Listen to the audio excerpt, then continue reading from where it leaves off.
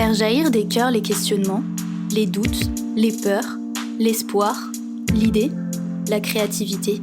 Créer du lien, Découvrir quelqu'un. échanger sans filtre pour tenter de percer les mystères d'un monde énigmatique. Creuser les sujets pour comprendre un peu plus cet être complexe que nous sommes, l'humain. Nous, c'est Océane et Olivia.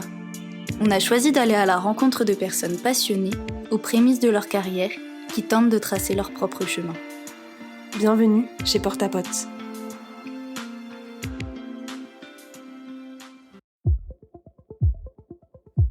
Aujourd'hui, Rémi, coach et préparateur mental, nous partage ses réflexions sur l'esprit humain. Par son expertise et son expérience, il nous éclaire sur l'impact fondamental qu'a le cerveau sur les performances physiques, artistiques et bien d'autres. Rémi nous amène à se questionner sur la place de la préparation mentale dans toute situation challengeante et nous donne quelques tips pour mieux maîtriser notre mental.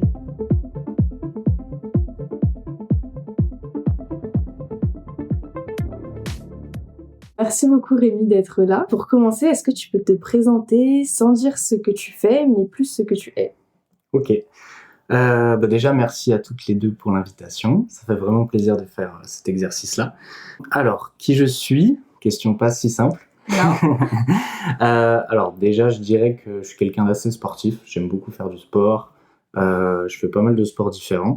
J'ai aussi un petit côté compétiteur qui aime bien aussi ce domaine plutôt de performance et d'amélioration des choses.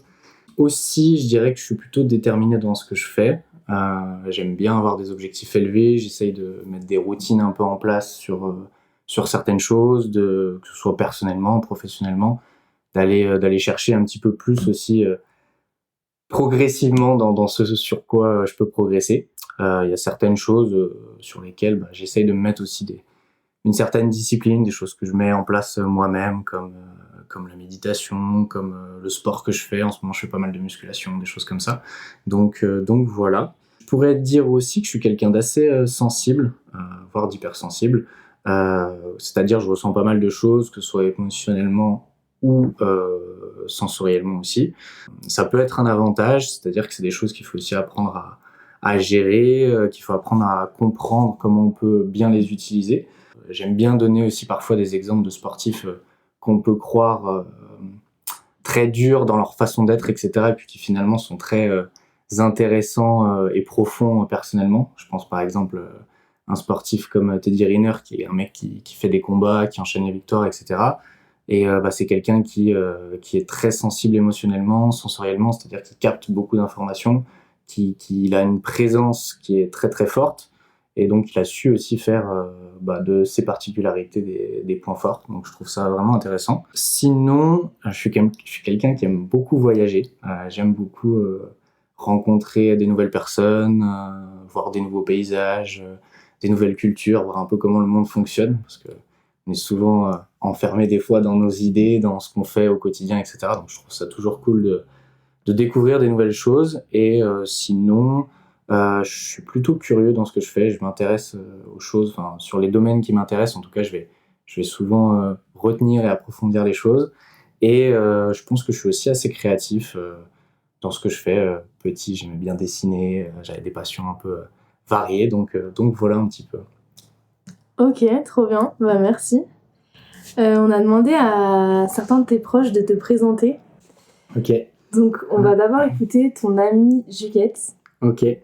Alors, Rémi, c'est quelqu'un de réfléchi, d'éveillé, de méticuleux, et il n'y en a pas deux comme lui.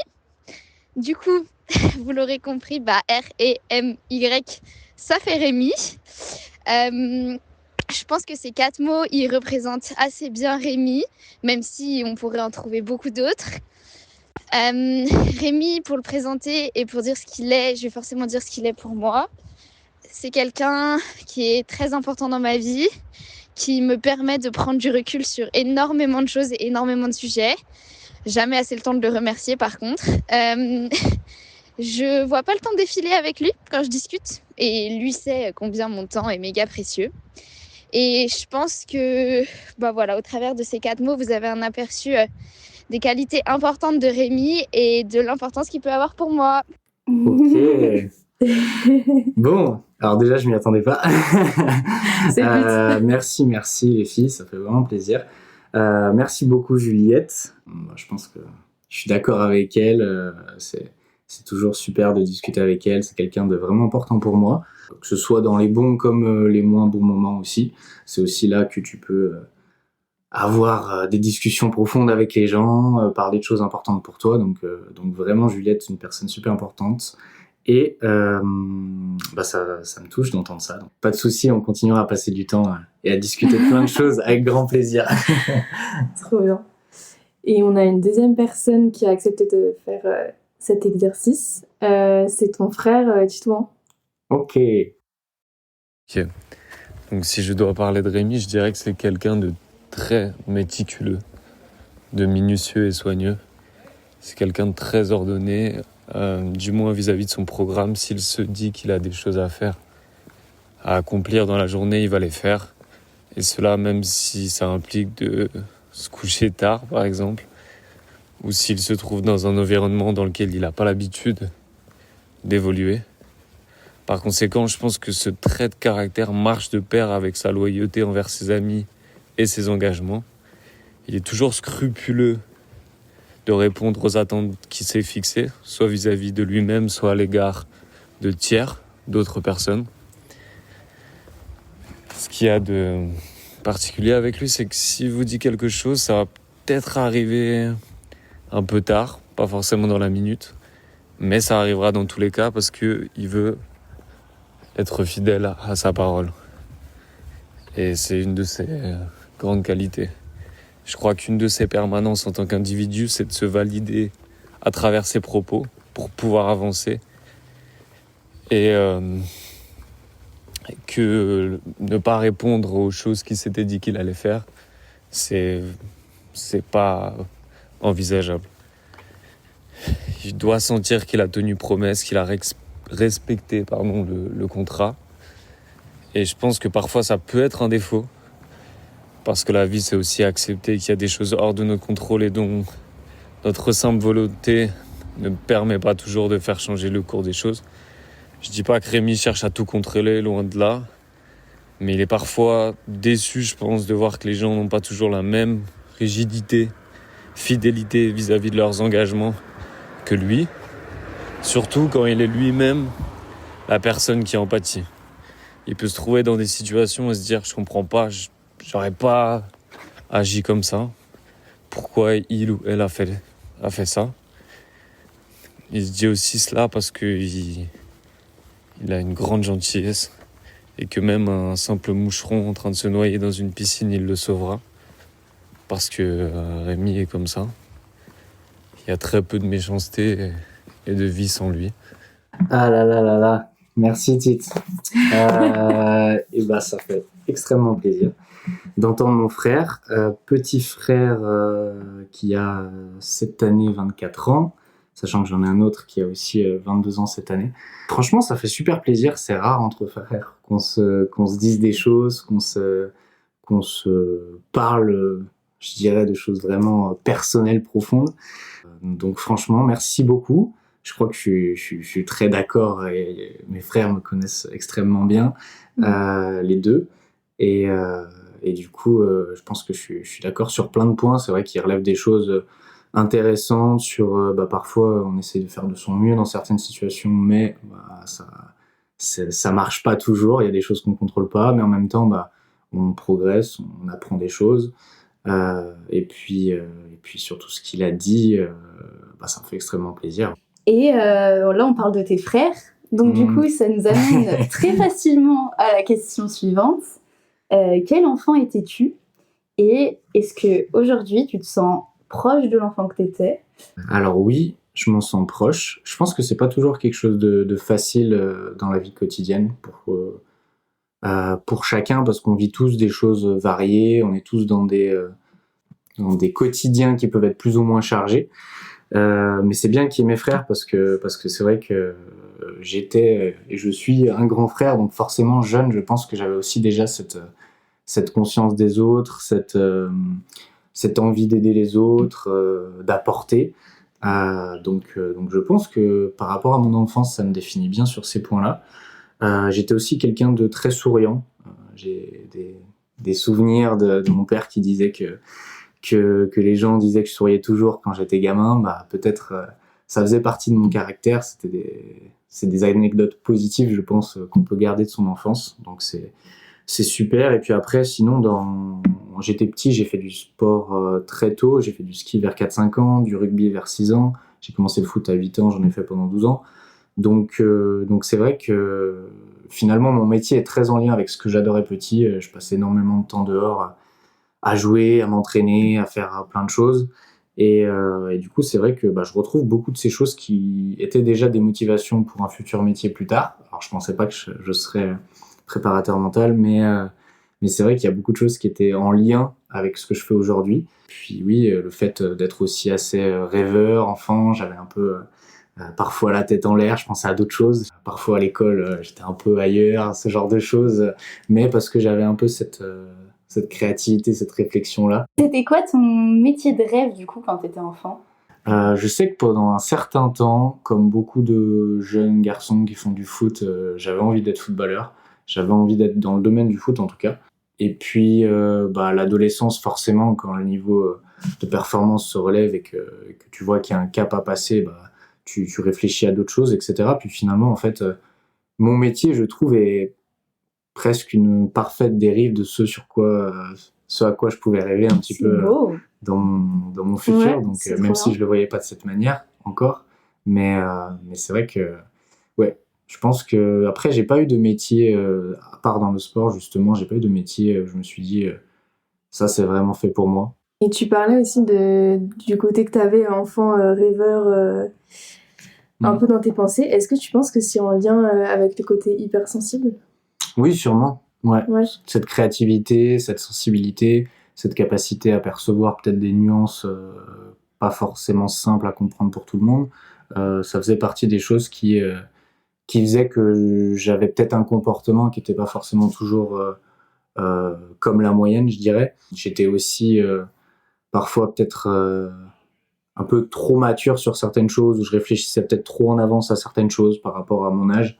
Et du coup, après aujourd'hui, c'est des qualités par rapport à ce que je fais, donc j'en suis content. Mais c'est vrai que forcément, il faut apprendre à voir ce qui nous différencie un petit peu, comment on peut l'utiliser, quelles sont aussi les choses qui peuvent être plus dures à gérer parfois. Et donc la créativité aussi, je pense que, et ce côté rêveur, je pense que ça vient beaucoup de ça aussi. Mais aussi de mon environnement familial par rapport à ce que j'ai pu voir que jeune, les choses que j'ai pu découvrir en étant jeune sont aussi, je pense, des choses qui jouent beaucoup, quoi. Et justement, tu disais que là, tu es préparateur mental. Et qu'est-ce qui t'a amené justement à te professionnaliser dans ce domaine ? Alors, c'est quelque chose que j'ai pas eu en tête tôt, parce que déjà, c'est un métier qui est assez récent quand même. D'autant plus aujourd'hui, les gens connaissent pas forcément toujours ce que c'est. Donc déjà, moi-même, j'avais pas forcément cette connaissance-là quand j'ai commencé mes études. Faut savoir que j'ai commencé à faire des études STAPS et que c'est seulement la 3e année où je me suis spécialisé dans l'entraînement sportif et l'optimisation de la perf que j'ai pensé à ça en fait, notamment au travers de la prof que j'avais en psycho du sport en L3 qui a vu que j'étais intéressé, donc moi j'essayais d'en savoir plus, j'essayais de comprendre un peu certaines choses parce que je me rendais compte qu'il y avait plein de choses qui pouvaient être intéressantes pour moi, mais aussi dans les domaines sportifs parce que j'étais déjà au FC Annecy en tant qu'éducateur, donc je me rendais compte aussi de l'intérêt que pouvaient avoir certaines choses. Je l'ai pas su tout de suite, mais en fait c'est venu naturellement quand j'ai commencé à me former en fait. Je me suis dit ça c'est quelque chose qui est important, puis en fait j'ai vu que j'avais les qualités que j'avais aussi des aptitudes et vraiment des prédispositions là-dedans. Et du coup, tu t'es formé où ? Dans quelle école ? Ou est-ce qu'il y a des formations cool en prépa mentale ? Bonne question. Aujourd'hui, c'est assez complexe, je pense. Il y a pas mal de formations différentes. Il y a des cursus universitaires, il y a des masters qui sont à la fois préparation physique et préparation mentale. Il y a des DU DU, diplômes universitaires, donc qui sont sur 1 an, et il y a aussi des formations privées. Et moi, il faut savoir que justement, ma prof de psycho du sport m'avait conseillé plusieurs formations, dont une formation privée focus à Bordeaux, que j'ai pu faire, qui était peut-être un peu plus professionnalisante et qui m'a permis de rencontrer aussi beaucoup de monde, d'avoir des stages hyper intéressants aussi. Donc voilà, j'ai un peu suivi ce que je trouvais important à ce moment-là. Et puis c'est vrai qu'aujourd'hui, il n'y a pas de formation type. Ça se dérive sous plein de choses. Et c'est vrai qu'il y a aussi des formations plus courtes qui sont parfois peut-être un peu faussées dans le sens où les gens n'ont pas forcément tout un processus de travail, mais plutôt des outils sur des thématiques, parfois les plus connues comme la motivation, les objectifs, et qui sont forcément qu'un point parmi plein d'autres sur l'aspect mental, quoi. Qu'est-ce que tu retires de toute ta pratique de prépa mentale sur toi-même? Alors, je pense que j'ai déjà, pendant ma formation et après, appris beaucoup de choses sur moi, sur comment je pouvais gérer des choses, sur comprendre et être lucide sur moi, mais aussi les gens qui m'entourent. Forcément, ça aide aussi à mieux gérer des situations et aussi à utiliser, je pense, parfois certains outils, certaines techniques pour moi-même. Aujourd'hui, ça va faire bientôt 3 ans que je fais tous les jours de la méditation, parce que ça a des vrais intérêts sur les pensées, sur le recul qu'on peut prendre, sur le calme, sur la concentration. Donc c'est des qualités qui sont, je trouve, hyper importantes. Et du coup, je me suis mis en place des routines et je m'y tiens. Donc ce genre de choses font que moi-même, je me challenge aussi sur certaines choses. Et t'en fais combien de temps de la méditation par jour? 10 minutes, soit le matin, Ok. soit le soir. Si possible le matin, parce que ça permet d'éviter d'être trop dans la projection de ce qui se passe après, d'être vraiment dans le présent, qui est une qualité qui est pas simple à avoir, je pense, aujourd'hui. On est toujours Ça, c'est sûr. à zapper. Ouais. Je pense que vous en rendez compte, que ce soit avec les téléphones, que ce soit avec les gens, que ce soit avec le travail, il faut toujours se projeter, penser à avant, après, etc. D'autant plus moi avec mon métier, il faut aussi que je gère plein d'à côté. Donc c'est aussi des moments pour se centrer. Et si j'ai pas eu le temps le matin, je le fais aussi le soir, plutôt dans un but de relaxation avant de dormir pour mieux récupérer. Et t'en as ressenti les bénéfices au bout de combien de temps, par exemple, de la méditation? Au bout de quelques mois, je pense qu'il y a eu un cap où j'ai pris du recul. En fait, je me suis rendu compte que je réagissais différemment à des situations. Une fois qu'on arrive à plus être conscient des pensées, on peut aussi éviter que certaines pensées entraînent certaines émotions, parce qu'on prend le recul sur la situation. Et justement, la méditation, ça aide aussi à beaucoup mieux discerner les choses. Et justement, je me rendais compte que y avait des situations que je gérais mieux, où j'étais aussi plus présent parce que j'avais cet entraînement aussi quotidien, quoi. Et du coup, concrètement, une séance de préparation mentale, comment ça se passe? Est-ce que tu as un déroulé à chaque fois le même? Est-ce que tu as des outils que tu utilises souvent, régulièrement? Enfin ouais, comment ça se passe concrètement? Une bonne question. Je pense que tous les préparateurs mentaux ne fonctionnent pas forcément de la même manière. Moi, je prends un temps, déjà à chaque fois, un temps d'échange et de bilan en début de séance, qui permet de faire un point sur la personne, de voir comment s'est passé, si on parle d'une pratique sportive, comment ça s'est passé, les points positifs, les axes d'amélioration. Ça permet aussi de rendre la personne plus lucide et qu'elle soit pas forcément centrée sur une seule chose, parce que parfois c'est aussi la difficulté quand on est aussi dans des sports de performance. Et puis à chaque fois, du coup, on a construit un travail autour d'étapes de travail, et puis on a des thématiques, on a des exercices en fait qu'on va mettre en place. Il y a des exercices bien sûr que je réutilise avec des personnes, sauf que ces exercices sont adaptés à la personne, sont tournés en fonction de la personne, et les résultats ne sont jamais les mêmes en fait. Donc les conclusions ne sont pas les mêmes. Et en fait, on prend le temps de faire à la fois un temps de bilan, un temps d'échange, de travail, d'exercice sur des thématiques qu'on a définies en amont, et éventuellement du travail aussi sur des techniques comme ça pourrait être sur la respiration, sur l'imagerie mentale, sur la méditation, qui sont des techniques que j'apprends aussi progressivement pendant les séances. Et ce qui est important, c'est que la prépa mentale n'est pas forcément adressée qu'aux sportifs. Je pense qu'en fait, toutes les personnes qui souhaitent s'améliorer dans un domaine, en fait, peuvent faire de la préparation mentale, que ce soit dans le monde artistique, que ce soit pour des entrepreneurs, que ce soit pour des entreprises, que ce soit pour des personnes dans un objectif scolaire aussi, parce que finalement, il y a des choses que je bosse notamment avec des ados qui peuvent être super intéressantes pour la préparation du brevet, du bac, parce qu'en fait, ce qu'on travaille permet aussi d'améliorer et d'être capable de s'adapter aussi à des situations particulières qui sont pas que dans le domaine sur lequel on travaille au départ, quoi. Par exemple, si donc moi j'arrive et je te dis donc moi j'ai du mal à gérer mon stress. Concrètement, tu vas me donner par exemple des exercices de respiration. Alors, il y a pas mal d'étapes, c'est-à-dire que déjà, on va chercher à savoir qu'est-ce qui active ce stress, dans quelles circonstances, de quoi ça vient, est-ce que c'est lié à des pensées, à des peurs sur certaines choses particulières. Et en fait, une fois que tu es déjà lucide par rapport à ça, tu vas aussi déjà plus prendre de recul sur les situations et peut-être parfois avoir un stress moins important. Ensuite, il faut savoir que le stress, il est pas forcément négatif. C'est-à-dire qu'au départ, le stress, c'est quelque chose pour la survie humaine, c'est quelque chose qui permet de réagir. Sauf qu'à l'époque, on courait pour être sauvé dans la nature, sauf que là, faut apprendre à le gérer mentalement. On va pas faire du sport pour dépenser son stress à chaque fois. En fait, le stress, il a des bienfaits positifs, comme la puissance musculaire, comme les capacités de concentration. Donc en fait, ça permet d'améliorer des choses, mais il faut qu'il soit pas forcément trop fort. Il y a des différents degrés de stress. Et pas forcément trop longtemps avant, parce que c'est aussi des moments où tu dépenses de l'énergie. C'est comme si tu avais une jauge de batterie corporelle, et qu'en fait, si tu stresses depuis la veille, forcément, tu vas arriver le jour même avec moins d'énergie, parce que les jambes seront lourdes, parce que tu auras cramé un peu cette énergie-là.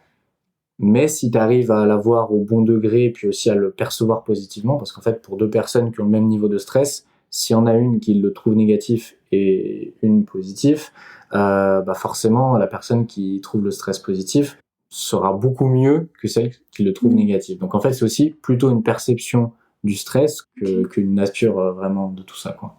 Et du coup, comment tu fais pour soit changer ta perception du stress, soit faire en sorte qu'il ne prenne pas le dessus? En fait, ce qui est important, c'est aussi, quand on peut avoir des pensées stressantes, c'est aussi de recentrer les choses sur des choses qu'on maîtrise. Le stress, c'est souvent des peurs de choses qui vont peut-être arriver ou qui se sont passées. On peut simplement retrouver ces routines, faire des choses qui nous mettent en confiance, qu'on maîtrise, qui dépendent pas de la vie extérieure ou quoi que ce soit, qui sont plus centrées sur nous, ce qu'on va faire. On peut aussi travailler avec justement des techniques comme la respiration, qui sont des techniques utilisées par plein de personnes, même pour des sportifs de haut niveau, même dans le monde militaire, même c'est des techniques qui en fait permettent de relâcher le cœur grâce à la respiration, parce que la respiration a un lien très direct avec le cœur, et du coup d'induire un état de relâchement au corps et aussi mental, parce que forcément si on respire plus, qu'on a des moments d'apnée, le cerveau est moins alimenté, et puis du coup on rentre dans un schéma négatif pour la performance. Lié à ça peut être aussi d'imaginer les choses, de se projeter mentalement avec l'imagerie mentale pour justement voir les choses d'une manière positive. Ça peut être aussi de prendre des temps de méditation pour prendre du recul. Donc voilà, soit c'est autour de réflexion, d'échange, de compréhension personnelle, soit c'est aussi autour de choses liées à la pratique ou liées à des techniques. Et hormis ça, du coup, est-ce que tu as des outils pour les autres émotions hors stress? Comment gérer ces autres émotions-là? Alors, c'est pas simple, mais je dirais que ça dépend, faut toujours trouver d'où ça vient. C'est-à-dire que parfois, il y a des peurs qui peuvent être liées à la réussite, mais ça peut être lié, par exemple, à la confiance en soi. Et en fait, la confiance en soi, ça va être un travail pour être capable de se rendre compte de ses forces, de ce qu'on sait faire, de se valoriser soi-même. Et en fait, il faut aussi, je pense toujours qu'il y a un lien hyper important entre la pratique et la personne, que pratique quelle qu'elle soit. Et du coup, forcément, ce qu'on travaille sur la personne, en termes émotionnels, se retranscrit dans la pratique. Et c'est là aussi qu'on a des effets sur le long terme, sur les résultats. C'est que si on apporte juste un outil, c'est-à-dire par exemple une routine pour gérer une émotion ou un stress de quelque chose, ça va pas avoir un effet sur le long terme. Alors que si la personne comprend d'où ça vient, apprend à le gérer dans sa vie quotidienne, forcément, ça sera beaucoup plus facile dans la pratique et les choses s'alimenteront positivement entre elles, quoi. Est-ce qu'il y a un âge que tu recommanderais où il faut vraiment peut-être plus s'intéresser à cette préparation mentale? C'est un sujet, je trouve, assez complexe, parce qu'il y a Je pense qu'on pourrait avoir des réponses différentes en fait. Je pense que ça dépend de chacun. Je pense d'abord que la préparation mentale peut être intéressante pour tout le monde et à n'importe quel âge. Par contre, il faut faire attention sur les objectifs qui sont donnés quand c'est des âges trop jeunes. C'est-à-dire que pour une personne très jeune, actuellement, je travaille avec un jeune qui a 9 ans, un jeune qui a 11 ans, il faut qu'ils comprennent l'intérêt et c'est surtout en fait de les aider à mieux gérer des choses qu'ils ressentent, mieux comprendre ce qu'ils ressentent, plus avoir des outils à utiliser par eux-mêmes et qui vont les aider personnellement. Et c'est pas du tout pour leur induire une façon de penser. Et ça, je pense que c'est quelque chose d'important et qui dépend aussi beaucoup pour les personnes très jeunes des parents.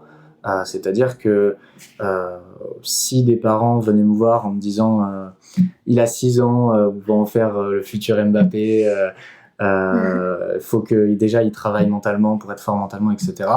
Je leur expliquerai gentiment qu'on peut pas avoir ce projet-là à 6 ans et que on peut avoir l'objectif de l'aider à mieux gérer des choses. À 8-10 ans, on commence à comprendre des choses, on a déjà des émotions à tout âge, on a déjà des choses difficiles à gérer et des qualités aussi. Par contre, on peut pas avoir un projet puis gâcher la jeunesse de quelqu'un parce que les parents ont dit faut qu'il travaille, donc on va forcément travailler. Et ça, je pense que c'est important de l'avoir en tête. Et c'est la même chose, je pense, pour la préparation physique, pour tous les domaines, finalement, il y a la performance. Parfois, je pense qu'il ne faut pas sauter les étapes. Il y a des personnes qui sont très fortes dans un domaine à 12 ans, puis à 15 ans, c'est plus du tout la même chose. Parfois, des personnes, moi je le vois aussi au FC Annecy, qui est maintenant professionnel, il y a des jeunes qui sont pas forcément ceux qui ont le plus de qualité à leur âge, mais c'est plus en travaillant, en étant motivés par eux-mêmes et pas par les parents ou par quelqu'un d'autre qu'en fait ils vont progresser, ils vont avancer. Et puis à l'inverse, j'ai vu des jeunes qui étaient énormément forts dans leur domaine, qui étaient au-dessus de la moyenne dès 12 ans, et puis qui finalement, quelques années plus tard, n'étaient plus en club pro, jouaient dans des clubs de moins bon niveau, parce qu'il y a aussi peut-être parfois la pression. Et quand on a 12, 15 ans, 10 ans, s'il faut gérer des parents, les agents, tout le domaine qui va autour, parfois on perd l'aspect déjà sain et bien-être pour la personne, mais aussi même en termes de performance, c'est pas bon parce que les deux vont ensemble. Je suis persuadé qu'une personne qui est bien va plus progresser qu'une personne qui se sent mal, malgré le fait qu'elle soit forte dans un domaine. Carrément. Et c'est important aussi, je pense, de rappeler ça que même les jeunes qui s'entraînent pour être sportifs de haut niveau, c'est pas des projets, quoi. C'est des personnes avant tout. C'est sûr. Et que la prépa mentale, c'est un outil et c'est pas une machine pour façonner des champions. Enfin, si, ça Exactement. peut façonner des champions, mais c'est pas dans le but d'être une industrie, quoi. Donc, tout à fait. Merci. Ouais, avec plaisir. C'est important. Et donc là, on a plutôt parlé de l'aspect vraiment psychique, émotionnel. Mais dans la performance sportive, on peut souvent être confronté à des blessures. Toi, il me semble que tu as été confronté. Moi, je sais que j'y ai été confrontée aussi. Comment est-ce que tu as géré la blessure et comment est-ce que tu apprends à gérer cela, justement, à des personnes qui viendraient te voir dans le cadre de la prépa mentale et qui te demanderaient « Ok, j'ai besoin de gérer mon rapport à mes blessures. Comment je travaille ça ?» Bonne question. Je pense que c'est pas facile déjà. Toutes les phases de blessure sont des phases où forcément ça remet des choses en question ou en tout cas ça active certaines choses. Oui, effectivement, j'ai été confronté à plusieurs blessures. Ça fait depuis quelques années, je me suis fait 2 chevilles, mais on va dire que j'étais moins dans une démarche de performance, donc c'était moins gênant par rapport à ce que je faisais quotidiennement. Par contre, je m'étais fait le ménisque vers 17 ans, et c'était juste avant que j'entre en STAPS, justement en études de sport. Donc il faut savoir que j'ai fait 1 an de formation en licence STAPS, donc c'est-à-dire avec beaucoup de sports. J'ai eu 5 sports différents sur cette année-là, 5-6. Du coup, j'ai fait 1 an sans me faire opérer. Donc ça a été compliqué, il a fallu que j'apprenne à gérer différemment, que je pratique différemment. Enfin, j'étais obligé de pratiquer complètement, mais que je tempère, que je gère mon énergie, que je gère ma fatigue, ce qui était vraiment pas simple. La douleur aussi, parce que forcément, ça reste dans la tête quand tu ressens constamment quelque chose. Même si j'ai eu une phase où ça allait mieux dans l'année, en fait, il y a un moment, il y a une rechute, donc j'ai dû finalement bien me faire opérer une fois que j'ai pu avoir mon année. C'est surtout pour ça que je m'étais pas fait opérer, c'était pour pouvoir faire ma formation. Et puis plus jeune, j'avais aussi une maladie Osgood-Schlatter de croissance sur le genou qui était aussi très gênante parce que c'était des années où je pratiquais énormément du foot. Et j'avais besoin de ça en fait. Et, c'est quoi comme maladie ? C'est une maladie de croissance, simplement, c'est une bosse au niveau du genou. Et en fait, c'est une douleur très vive au toucher en fait. Tu le ressens en fait très souvent, et puis dès que tu le touches ou qu'il y a un contact sur cette zone-là, c'est très douloureux. Donc en fait, c'était des phases où j'avais besoin de me dépenser, j'adorais ce que je faisais, ma passion, etc. Et c'est vrai que ça a été des coups d'arrêt où j'ai dû réfléchir, où j'ai dû prendre le temps, alors que quand on se blesse, on n'a pas forcément envie de prendre le temps. Mais en fait, c'est quelque chose de super important parce que toutes les blessures, à part tout ce qui est lié à la croissance, mais toutes les blessures ont forcément un lien aussi souvent avec l'aspect mental. Parfois, c'est de la fatigue, parfois, c'est une surcharge mentale, une organisation qui est moins bonne. Donc, il y a plein de causes possibles. Donc déjà, c'est vrai que ça, c'est une phase importante du travail. Quand je travaille en préparation mentale avec des personnes qui se blessent, on essaye déjà d'identifier les causes parce que ça permet d'éviter qu'elles se reproduisent. Si on se blesse et qu'on revient et qu'on se reblesse, c'est dommage, c'est du temps perdu, c'est de l'énergie. Et en fait, il y a plusieurs phases de travail sur l'aspect mental. Psychologiquement, en fait, on passe par plusieurs phases. Parfois, il y a des sportifs qui n'acceptent pas de se blesser, qui pendant une semaine, 2 semaines, plusieurs mois, se disent non, je vais faire ça, je vais participer à ça, c'est prévu, etc. Et puis, en fait, tant qu'on n'accepte pas la blessure, on peut pas se reprojeter sur les choses qui vont faire qu'on guérit. Et en fait, c'est vraiment important parce qu'un sportif blessé, il peut aussi faire plein de choses. Il peut apprendre à gérer son stress, il peut travailler sur l'imagerie mentale parce que l'imagerie mentale, c'est une technique hyper intéressante pour les sportifs blessés. Il faut savoir que quand on imagine les choses, c'est presque les mêmes zones du cerveau que quand on bouge. Donc en fait, on peut progresser sur des gestes moteurs techniques rien qu'en imaginant les choses. Bien sûr, il faut un certain protocole, une certaine concentration aussi.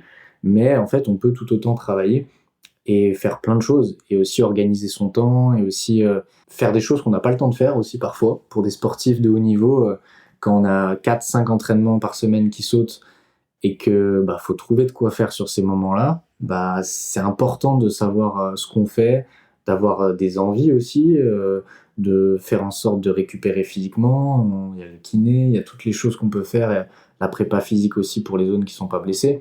Et aussi, bien sûr, sur toute la période de reprise, il faut aussi apprendre à gérer la douleur. Parce que forcément, quand on est blessé, d'autant plus pour les graves blessures, on est encore conscient de la zone blessée. Et il faut arriver à s'en détacher, arriver à objectiver la douleur aussi. S'entraîner blessé, c'est aussi la première phase de reprise. Donc, faut passer par là. Et je pense que c'est quelque chose que plus de gens devraient faire aussi, de travailler mentalement sur la gestion de la blessure. Mais c'est trop cool de le rappeler parce que souvent quand on est blessé, on est juste là en mode ok, je peux plus rien faire, ça va juste me stopper dans ma lancée, et du coup c'est trop cool de le rappeler, donc merci. Avec plaisir. Et aujourd'hui, donc toi t'es auto-entrepreneur. Est-ce que c'est un choix, et quelles sont les difficultés et avantages par rapport à ce statut ? C'est vrai que il y a beaucoup de préparateurs mentaux qui sont auto-entrepreneurs. Je pense que c'est le statut le plus simple en général parce que forcément le plus simple, le plus courant, c'est plutôt ça, parce que forcément les associations, les entreprises ne recrutent pas forcément quelqu'un en CDI ou CDD. C'est plutôt sur des moments, sur des saisons, sur des contrats temporaires. Et c'est vrai que forcément quand on bosse avec les gens en individuel, faut avoir sa structure. Donc c'est vrai que pour moi, je dirais que c'est plus un choix parce que déjà, j'avais pas forcément envie d'avoir de patron. Je voulais déjà aussi être indépendant. Je voulais pouvoir me gérer moi-même aussi, pas être sous la contrainte d'une personne extérieure. Donc ça me va bien sur ce point-là. Il y a aussi un point positif, il y a aussi une certaine liberté. Je travaille beaucoup, mais c'est vrai qu'il y a des phases où j'ai envie de prendre 3 jours, 4 jours pour partir, pour bouger, pour me changer les idées.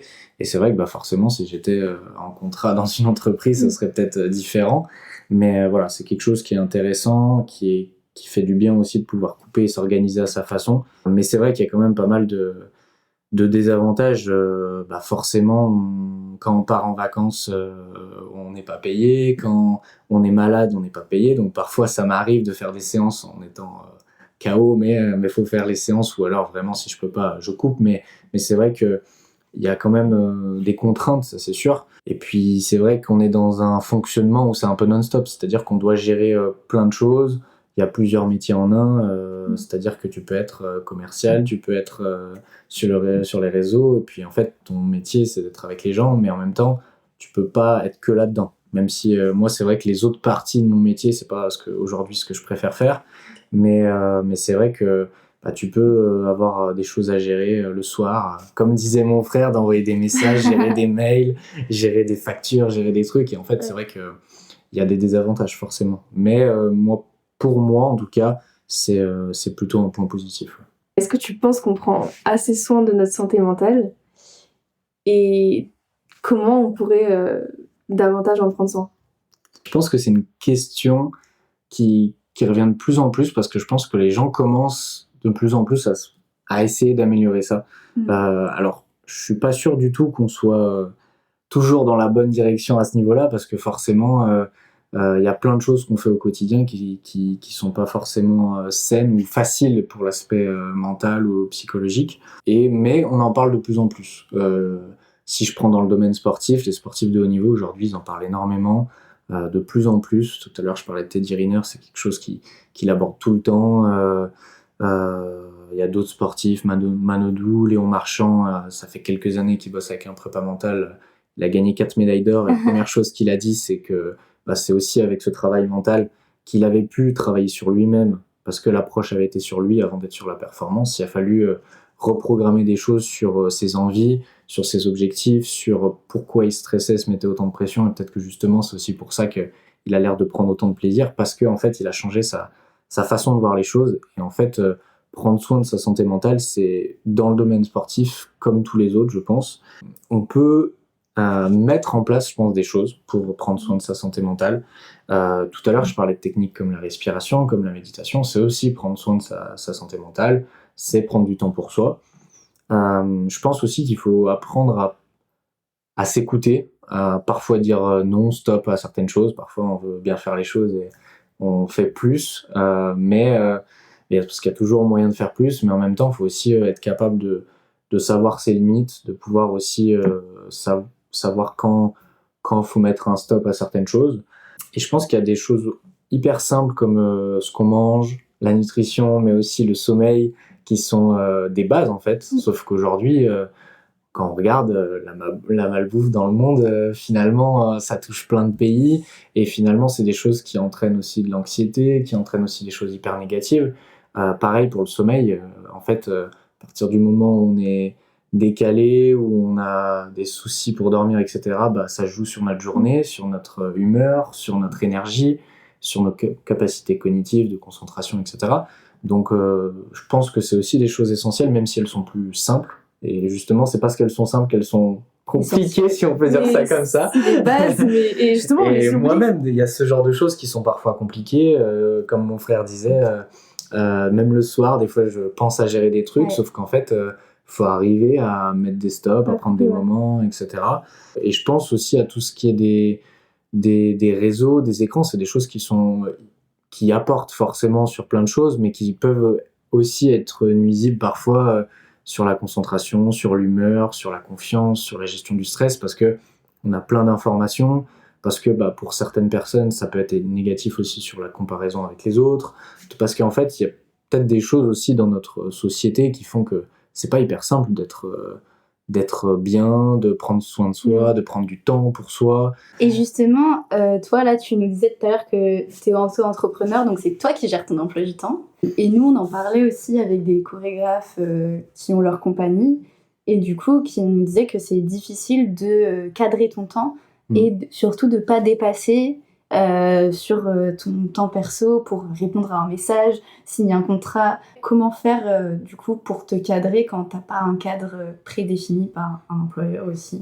C'est pas simple, hein, parce que justement quand tu n'as pas des horaires de travail hyper hyper strict, entre guillemets, 8h-17h ou ce genre d'horaire. Faut aussi soi-même se l'imposer, comme tu dis. Je pense déjà, moi, je fonctionne beaucoup en mettant mes tâches quotidiennes en note. Je note tous les trucs que j'ai à faire par jour. Je le fais souvent la veille au soir ou le matin, je complète s'il y a des choses à ajouter. Ça va des trucs banals, quotidiens à penser, comme pro à envoyer un message à telle personne, comme penser à préparer quelque chose. C'est pas le plus simple et je trouve que justement, quand on est dans cette démarche-là, c'est un vrai challenge de trouver ça, tu vois. Et moi, c'est un truc aujourd'hui, je suis encore en recherche d'ajustement parfois sur certaines choses. Je me dis, bah là, cette semaine-là, j'ai bossé presque tous les jours, ou j'ai pas eu de vrais jours où... Parce qu'en fait, on prend des moments pour soi, mais quand ces moments sont pas cadrés, structurés, c'est aussi des moments où t'as pas vraiment l'impression de couper. Et si tu fais plein de choses aussi à côté, si t'as la tête occupée par d'autres choses. Ouais, c'est sûr. Et donc, c'est vrai que c'est un vrai challenge de savoir ses besoins et de savoir justement par jour combien de temps on veut prendre pour certaines choses. Ou parfois, on peut aussi plus bosser, avoir des journées pleines, mais en fait, faut aussi arriver à cut. Et toi, Océane, est-ce que l'organisation perso sur ça, toi, comment tu fonctionnes Si je peux me permettre une petite question, est-ce que justement, dans ton domaine, c'est facile ou quand on a plein de choses à penser aussi Eh ben, c'est clairement pas facile parce que du coup, c'est le même combat. C'est nous qui devons gérer notre emploi du temps. Et il y a un peu. Enfin, moi, je sais qu'il y a beaucoup de dispersion de mon côté entre les différents projets. Typiquement, pour la danse, il faut penser aux auditions, donc il faut penser à tes candidatures, quand est-ce que tu candidates.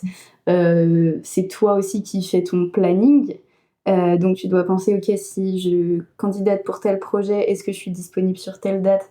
Non, parce que dans ce projet, je suis disponible 2 jours. Enfin, plein de... Vraiment un puzzle. Ouais. Et du coup, c'est un truc sur lequel je me questionne beaucoup en ce moment. Et où je sais que ce serait plus simple pour moi si j'arrivais à plus me cadrer ou me limiter, on va dire, dans des amplitudes horaires. Mais la réalité, c'est que si tu penses à un truc et du coup tu te dis ah oui, il faut que je le fasse maintenant parce que sinon je vais oublier, ou à contacter telle personne, mais après, du coup, enfin... C'est pas simple, hein. Je suis tout à fait d'accord. Mais je pense que la planification, du coup, ça a l'air d'aider. Ouais. Et c'est cool, les to-do list, enfin, je fais aussi ça. Et j'ai l'impression que c'est cool de chaque jour... Enfin, je fais comme toi, la veille, je note aussi. Et par jour, et de se limiter. Et après, je fais aussi des to-do list par semaine. Ouais. Où je note, et du coup, après, je répartis par jour et tout. Mais bon, après, il faut s'y tenir. Et c'est ça. Et moi, je sais que je fais la même chose, mais dans ma répartition journalière, je time pas correctement. Du coup, je me retrouve à déborder. Et après, on peut pas aussi... on n'est pas des robots, du coup, tu peux pas... Enfin, si tu te dis, je fais 1 heure ça, ça peut dépasser et tout. Ce qui est peut-être le plus dur, c'est d'arriver à identifier le plus important pour justement faire le plus important, et peut-être s'il y a des choses à reprogrammer, justement les reprogrammer, parce que le temps n'est pas extensible malheureusement, mais c'est vrai que je pense tout ce qui est organisationnel, d'emploi du temps, etc. sont des choses qui aident, parce qu'il faut s'organiser quand on doit s'organiser comme on le fait, quoi. Eh ben, merci beaucoup. Avec grand plaisir. Trop cool, trop intéressant. Là, on te propose du coup de te laisser un espace pour t'exprimer sur ce que tu veux, ce qui te touche, si t'es ok. Avec grand plaisir, ouais.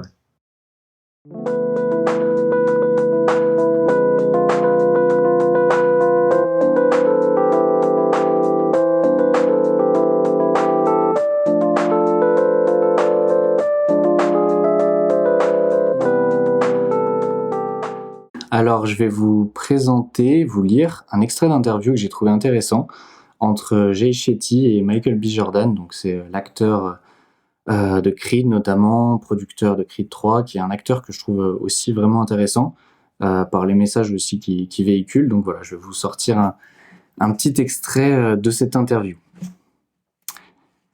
Jay Shetty. J'ai adoré ce que vous disiez plus tôt sur la façon dont le processus de pensée est un moyen vraiment puissant pour percer le nuage au-dessus de votre tête. Et je pense que nous avons tous des moments où le nuage ne semble jamais bouger, il pleut constamment, et je pense que beaucoup de gens qui nous écoutent ont déjà vécu ce genre de situation. Est-ce que tu as déjà vécu ce genre de situation ? Qu'est-ce qui t'a aidé ? Quel a été ton processus de pensée ? Quels ajustements ont fonctionné pour toi ? Réponse de Michael B. Jordan. C'est votre moment. C'est votre moment, ce n'est pas que tout est perdu quand vous vous sentez le plus piégé et déprimé et que rien ne va bien. J'ai l'impression que ce sont les moments qui vous définissent. Ce sont ces moments cruciaux de développement qui nous disent « Qu'est-ce que je vais faire maintenant ?» Et donc, comment vous répondez à ça et comment vous allez penser, ressentir et travailler pour traverser ces moments.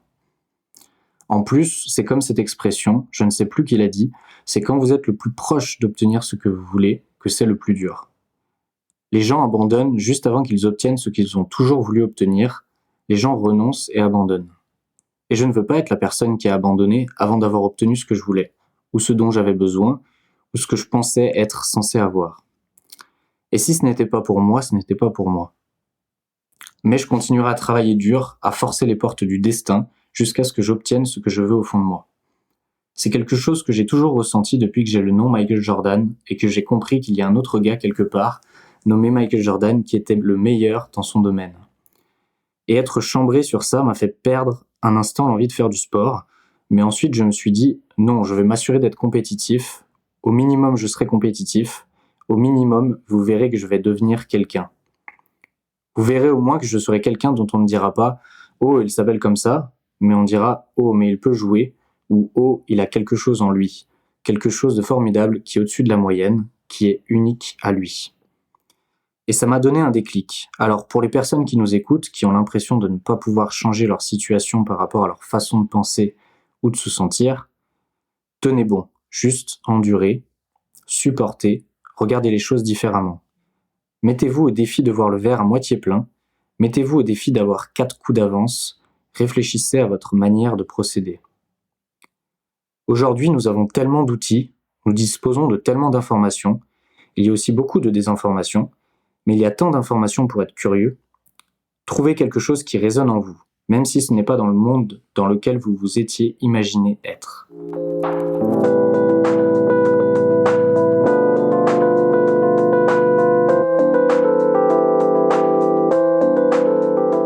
Merci pour ton partage, c'est vraiment touchant et chouette extrait d'interview. Donc à partir de ton choix, nous on a préparé quelques questions. Le but de l'échange maintenant, ça va être de piocher les questions et chacun à notre tour on va lire la question et ensuite y répondre et ensuite ce sera les 2 autres personnes qui y répondront. Ok. Et on fait ça chacun Avec plaisir. notre tour. Voilà. Top. À toi l'honneur. Merci. Alors, qu'est-ce que ça nous réserve ? Comment savoir faire la différence entre les moments difficiles où il faut persévérer car on est sur la bonne voie et les moments où il faut renoncer ou faire une pause car c'est une perte d'énergie ? Ouais. Belle question. J'aime bien en tout cas. J'aime bien, c'est le thème, c'est vrai. Je pense qu'il y a quelque chose qui est important dans tout ce qui est de l'intuition, du feeling. Des fois, on réfléchit peut-être trop au pour, au contre de certaines situations. Et je pense que d'arriver, et c'est vraiment dur je trouve, d'arriver à suivre son instinct, suivre ce qui nous parle le plus, en fait c'est presque comme si c'était un peu notre nature profonde qui disait ces choses-là. Je pense aussi qu'il faut prendre le temps, il y a des fois des choses, faut persévérer, faut pas lâcher, mais comme il le dit très bien dans l'interview, des fois c'est aussi contourner la chose, des fois c'est une manière de faire qui marche pas, et en fait on va s'y prendre différemment, on va peut-être réfléchir à des choses auxquelles on n'a pas encore pensé. Il faut aussi se rendre compte et être lucide avec soi-même, même s'il y a des choses qui sont dures à accepter, que des fois on perd trop d'énergie dans quelque chose, ça peut être même négatif pour nous, et en fait on veut pas parce que on veut quand même faire au mieux dans certaines situations, mais parfois le recul et aussi je dirais même les bons amis, les personnes qui nous connaissent peuvent aussi nous aider dans ces choix-là importants. Donc voilà, c'est une question je trouve difficile mais qui est vraiment intéressante parce qu'elle est aussi propre à chacun. Ouais, c'est une très bonne question. Moi, je me la pose en fait souvent parce que je trouve aussi qu'il faut réussir à vraiment s'écouter et à jauger si ce qu'on fait c'est vraiment ce qu'on a envie et ce qu'on aime, et si en fait ce qu'on fait c'est pas dicté par je sais pas, une vision de la société qui dit par exemple que c'est trop cool de faire ça et en fait nous on s'est calqué à ça, ou nos parents qui nous ont toujours dit de faire ça. Et je trouve que c'est important de se poser la question, ok, est-ce que vers là où je vais c'est vraiment quelque chose qui me parle, ou est-ce que c'est moi toute seule qui m'ai monté un truc qui est faux. Je pense aussi, si tu vois que ta santé mentale, justement, en pâtit, c'est vrai. et que juste, ça te met mal et tu finis par perdre toute ton énergie, ouais, même limite faire des insomnies, je sais que ça m'est arrivé et tout, par rapport à ce que tu fais, que limite, tu mets tout ça dans ce que tu fais et t'as plus de vie à côté, etc. Je pense que c'est pas forcément le bon chemin.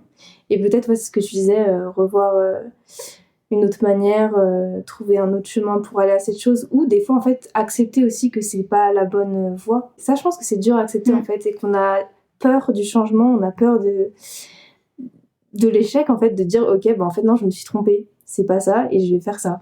Et juste, t'as l'impression d'avoir fait tout un truc pour rien, alors que non, parce que ça t'a nourri, ça t'a fait grandir. Ouais, je pense que la différence entre persévérance et obstination, elle est pas forcément facile à trouver quand toi t'es dans la situation. Parce que je pense que tu peux la voir, par exemple, pour tes proches, comme tu disais, Rémi, ou en étant un regard extérieur, tu peux peut-être percevoir ce genre de choses. Mais quand toi t'es dans la situation, des fois, si tu prends pas de recul, t'es juste dans le jus tout le temps et du coup t'es dans une boucle. Et ça peut devenir vite un cercle négatif, c'est ce que tu disais, Olive. Et du coup, dans ces cas-là, ça devient plus de l'obstination quand ça devient une boucle infernale un peu, où en fait tu trouves plus de sens. Et si, je pense pour moi, il y a le truc où si tu trouves plus de sens, c'est le moment de s'arrêter ou de faire une pause, ou en tout cas de juste couper. Parce que si tu fais un truc qui te demande beaucoup, et en plus tu sais pas pourquoi, c'est compliqué, quoi. Mais d'un autre côté, comme t'es dans ce cycle, c'est dur de couper. Mais je trouve que moi, c'est un des indicateurs de, mais en fait, non, mais si ça a plus de sens pour moi, pourquoi je continue de le faire? Et il y a un autre indicateur, c'est si ça revient. Si tu coupes ou tu hésites et tu veux pas le faire, mais c'est un truc qui revient. Moi, je sais que pour la danse, c'est un peu ça. En mode positif? Un signe positif? Oui. Ok. Ouais, où il y a plusieurs moments où je me suis posé la question et je me suis dit non, mais j'aime bien faire d'autres choses. Mais ça revient toujours, mais il y a un moment où ça peut prendre des périodes. Par exemple, j'ai pris 1 an de cut avec la danse parce que juste ça faisait plus de sens pour moi à ce moment-là et que la base de toute pratique intensive, c'est d'avoir du plaisir et du fun et je les avais plus à ce moment-là. Et là, du coup, ils sont revenus. Et ils sont revenus tout seuls, sans que j'aille à les forcer. Et dans ces cas-là, je pense que si ça revient régulièrement, c'est un signe qu'il faut persévérer parce que c'est un truc qui t'anime profondément. Et s'arrêter aussi, des fois, c'est bien. De changer de voie, en fait, les nouveaux départs, c'est cool aussi. Et des fois, je pense qu'il y a la partie deuil de l'ancien truc qui est dur à accepter. Mais en fait, repartir à zéro, des fois, c'est ça qui fait le plus de bien. Quand tu es confronté à des périodes difficiles avec des pensées ou émotions négatives, que fais-tu pour gérer cette situation? Moi, je peux avoir tendance à bien plonger dedans, donc c'est pas forcément facile, mais je pense que avant j'avais plus tendance à me renfermer. Et je pense que là, j'ai l'impression de, en fait, juste en parler à des amis, à des gens proches, déjà ça fait trop du bien. Et sinon, essayer de pas ruminer, parce que ça peut être facilement un réflexe sur des gens qui réfléchissent tout le temps, qui pensent tout le temps.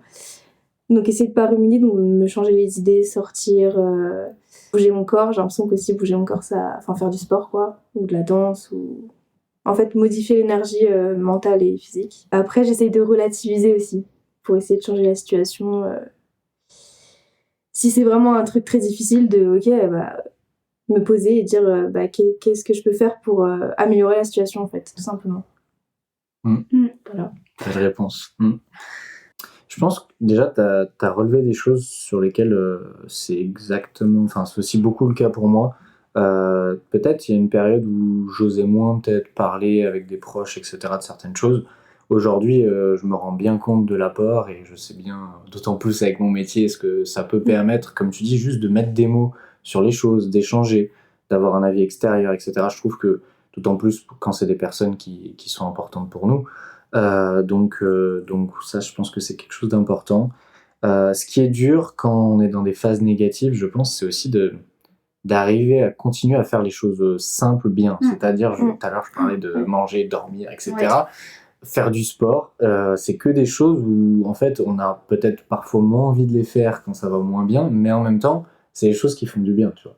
Et sortir, juste marcher, faire son sport, se dépenser, ça permet de voir les choses différemment, de prendre du recul, de réfléchir différemment, de faire des pauses mentales, parce que comme tu disais, quand tu es dans des phases où tu réfléchis beaucoup, et ben ça fatigue, ça prend de l'énergie, et justement le sport, ça permet, ou qu'importe l'activité, ça peut permettre de penser, de se centrer sur d'autres choses, d'être moins focalisé sur certaines pensées. Il faut arriver à garder un certain rythme, à faire les choses qui nous font du bien, mais aussi peut-être à mieux accepter que ça peut être des périodes où on peut peut-être en faire un peu moins, parce que par exemple, je parle juste du sport, si c'est pour faire du sport et se blesser parce qu'on a la tête ailleurs, c'est pas bon. Il faut aussi peut-être parfois arriver à doser la charge, arriver à s'organiser peut-être différemment. Le jour où tu as la tête complètement ailleurs, peut-être te dire, bon, bah aujourd'hui, je vais prendre un peu de temps pour moi, plutôt que faire tout ce que j'avais prévu, même si ça me coûte de pas faire tout ce que j'avais prévu, tu vois. Je pense que sur le coup, il y a aussi un peu un truc d'accepter la tempête, quoi. Genre, et souvent, enfin, moi, je sais qu'en tout cas, il y a souvent, dans ces périodes-là, au début, une phase où je suis un peu en lutte.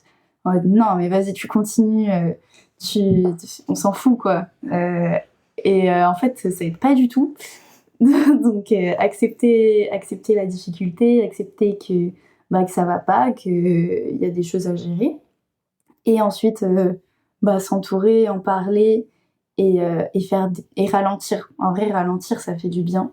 Mais souvent, c'est le truc que tu fais pas parce que justement, comme ça va pas, t'as envie d'en sortir, donc d'en faire plus. Et être bien entouré et faire des choses qui te font du bien, c'est les choses les plus importantes.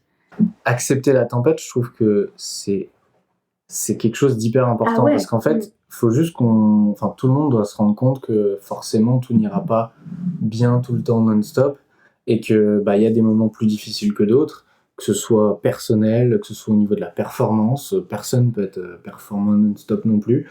Donc faut arriver à comprendre que c'est aussi des cycles, que parfois c'est dur, mais ça veut pas dire que ça ira pas mieux demain, même si sur le moment tu penses pas que ça puisse arriver. Et je trouve aussi, plus t'as de l'expérience dans la vie, plus tu gères mieux. Enfin, logique, mais... Enfin, je me suis fait cette réflexion il y a pas longtemps où, il y a quelques années, j'ai été confrontée un peu pour la première fois à de l'anxiété forte.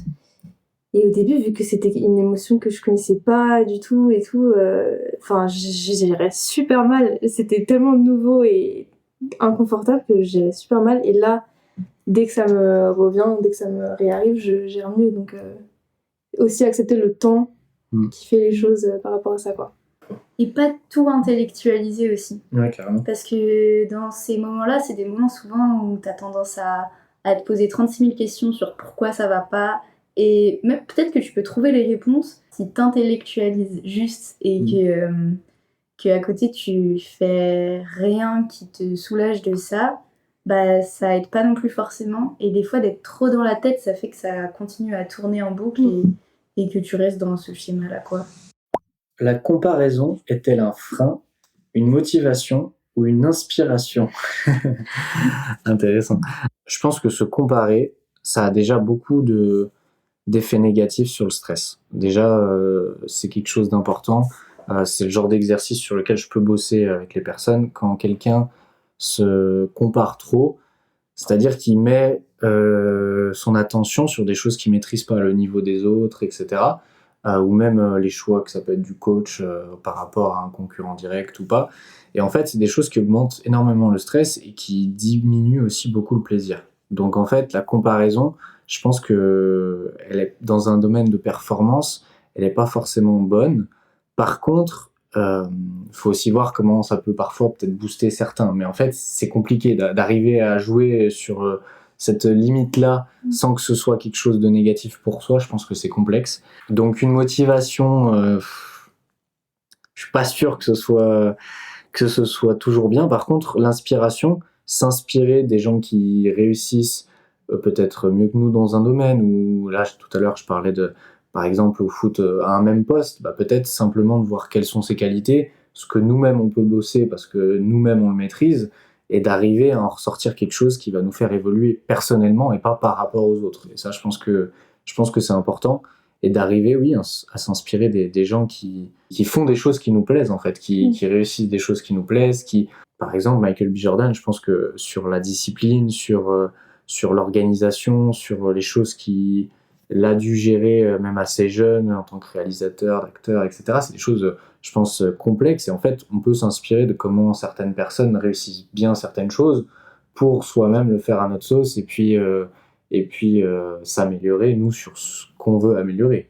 Mais la comparaison, c'est un domaine quand même assez particulier, et c'est beaucoup lié aussi à l'ego, et il faut aussi faire attention parce que si je reprends encore dans le sport, c'est vrai que parfois il y a certains joueurs ou sportifs qui se mettent en difficulté parce qu'ils vont être trop dans l'ego, et en fait quand on est aussi dans des sports collectifs ou même en sport individuel, parce qu'on a une team derrière soi, des coachs, etc., faut aussi faire attention à ça parce qu'on marche ensemble et c'est pas forcément une personne, même si le système parfois de certains sports fait que forcément on est aussi tourné vers soi, donc faut arriver à trouver ces limites-là et être dans quelque chose qui est positif et sain pour soi-même, quoi. C'est important, on marche ensemble. On est... Carrément. Ouais, on avance ensemble. Et en fait, plus t'as des équipes et des gens autour de toi, plus tu te rends compte que c'est un booster pour tout le monde. La comparaison, je pense que ça vient aussi d'un truc que t'aimerais atteindre. Et du coup, en fait, t'as plusieurs options. Soit tu es en colère parce que il y a des autres gens qui réussissent à atteindre ton truc, et ça, c'est pas ouf, et ça fait avancer personne. Mais en même temps, c'est une réaction hyper humaine parce que juste t'es frustré.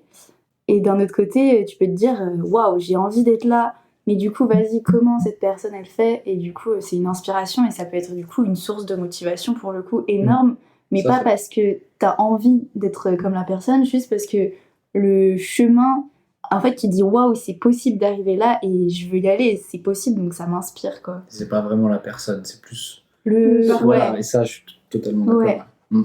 En fait, je pense que la comparaison peut être les trois. Pas à la fois, mais les trois.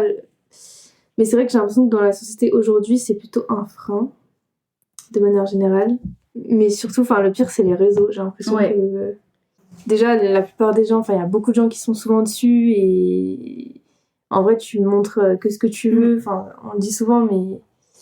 Tu montres que les bons côtés. Ouais. Et du coup, je pense que ça peut vite...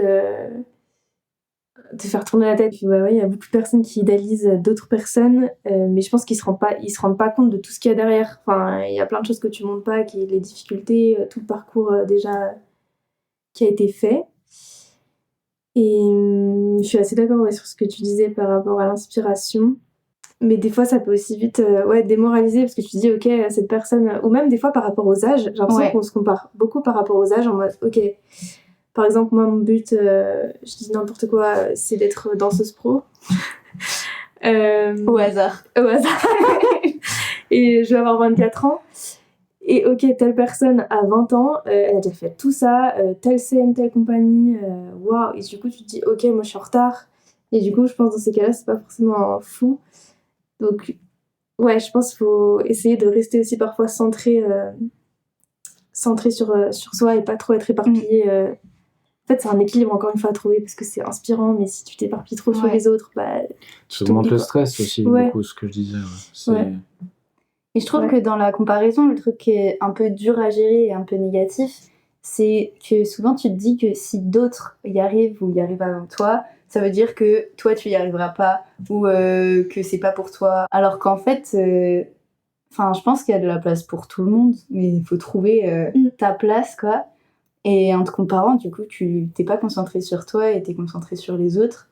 Et d'un autre côté, c'est aussi hyper humain de se comparer, parce que juste... en fait, c'est ça, j'ai l'impression que c'est ancré en nous. Ouais, t'es confronté aux autres tout le temps, à une image. En plus, avec les réseaux, c'est ce que tu dis, où c'est de plus en plus présent. C'est vrai que l'âge, ça peut être pour certains peut-être quelque chose de à tel âge, telle personne a fait ci, ça. Après... J'aime bien avoir cette idée que en fait, il y en a qui ont réussi dans leur domaine à 30, 40, 50, 60 ans. Vu que chacun est particulier, que chaque parcours est particulier, il y a des personnes qui peut-être ont pris peut-être au regard de la société, peut-être du retard en faisant plusieurs études, mais finalement, peut-être ont trouvé leur voie et peut-être finalement sont heureuses dans ce qu'elles font et vont peut-être réussir après. Et donc, en fait, il y a tellement de parcours et je pense qu'aujourd'hui... Et je pense que ça vient aussi des métiers où c'est physique. Typiquement, le sport à haut niveau. Ouais, t'as plus cette pression. Parce que tu sais que... il y a des âges Ouais. qui sont importants, oui, c'est sûr. Et même, tu sais que à 45 ans, t'auras pas les mêmes capacités. Ah oui. Même si C'est tu vrai. peux en avoir et tu peux toujours... du coup, et maintenant, c'est ça qui est aussi inspirant, c'est qu'il y a de plus en plus de personnes qui pratiquent tard à haut niveau et que du coup, c'est de plus en plus commun. Et en fait, que tu vois qu'un corps qui n'a pas 20 ans, il est toujours performant et justement, il a de l'expérience en plus. Donc du coup, ça permet... Parce qu'on a aussi des outils peut-être que les gens n'avaient pas il y a 10, 20, 30 ans. Mais Pour le corps, pour rester en forme, pour mieux comprendre les choses, se préparer aussi. Mais il y a des... Enfin, si je prends dans le sport aujourd'hui, ce que j'aime bien, c'est qu'il y a aussi des sportifs hyper âgés qui sont dans les meilleurs de leur domaine. En ce moment, c'est une période... Je suis depuis quelques années un petit peu, par exemple, la NBA, le play-off et tout, le basket.